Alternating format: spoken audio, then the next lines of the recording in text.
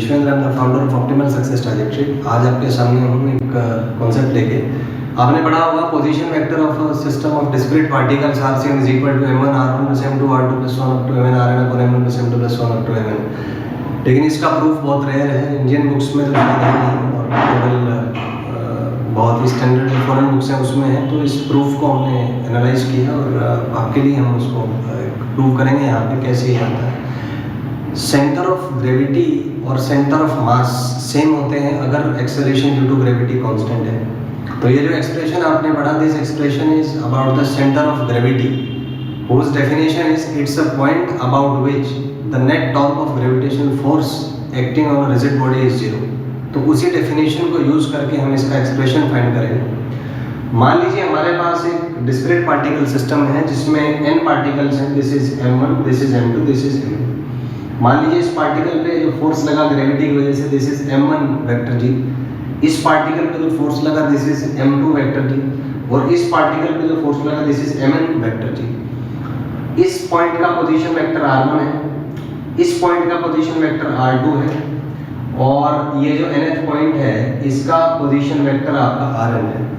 तो अगर मान लिया कि सेंटर ऑफ मास मान लीजिए कि यहाँ पे है, जिसका पोजीशन वेक्टर इस रेफरेंस पॉइंट के रिस्पेक्ट में वेक्टर RCM है, तो टॉर्क अगर मैं ले लूँ इस पॉइंट के अबाउट, तो मान लीजिए कि इस पॉइंट से इस पॉइंट के का जो पोजीशन वेक्टर है दैट इज वेक्टर r1। तो आप इस ट्रायंगल में देख सकते हैं O से हमने ये जो पॉइंट है CMR, तो ये पोजीशन, ये वेक्टर RCM है, this is vector r1 and this is vector r capital. तो आप देख सकते हैं ट्रायंगल्स लॉ में vector RCM plus vector r1 is equal to vector capital R1। तो यहाँ से आपका स्मॉल r1 वेक्टर आ जाएगा वेक्टर r1 माइनस RCM। तो अगर मैं सेंटर ऑफ मास के बाद टॉर्क कैलकुलेट करता हूँ तो टॉर्क आएगा vector r1 cross m1 g plus r2 cross m2 g plus 1 up to rn into mn g. r1 का जो वैल्यू है this is vector r1 minus RCM, तो इसको हम यहाँ पे सब्स्टिट्यूट कर दें। तो ये r1 की जगह आपने सब्स्टिट्यूट कर दिया r1 minus RCM into mn जी। सिमिलरली r2 की जगह होगा vector r2 minus RCM into m2 g plus यहाँ होगा Rn minus RCM into Mn G। Now the definition says that center of gravity is a point about which net gravitational torque is 0। तो इस torque को हम 0 कर देंगे। इस torque को हम 0 करेंगे तो इस एक्सप्रेशन को मैं 0 लिख सकता हूँ यहाँ से। तो यहाँ से आप देखिए कि वेक्टर G क्योंकि कांस्टेंट है तो वो मैंने एलिमिनेट कर दिया यहाँ से।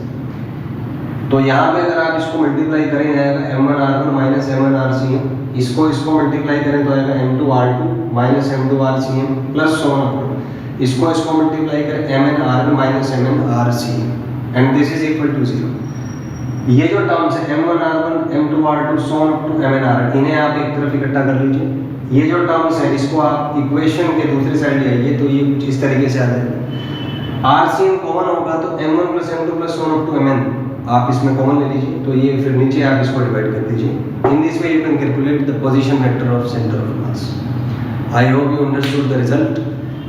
हमेशा ध्यान रखिए, पुस्तकस्ता च विद्या परस्तगतम च धनम कार्य रूपे समुत्पन्ने नसा विद्या न तद्धनम। पुस्तक में लिखी विद्या और दूसरे के हाथ में गया धन समय पड़ने पर कभी काम नहीं आता। विद्या वही काम आती है जो आपके कंठस्थ हो, और धन वही काम आता है जो आपके हाथ में हो। इसलिए जो भी आप पढ़ते हैं आपको कंठस्थ होना चाहिए, किसी के शब्दों पर नहीं, अपने अनुभव पर यकीन रखें। जो भी आप पढ़ते हैं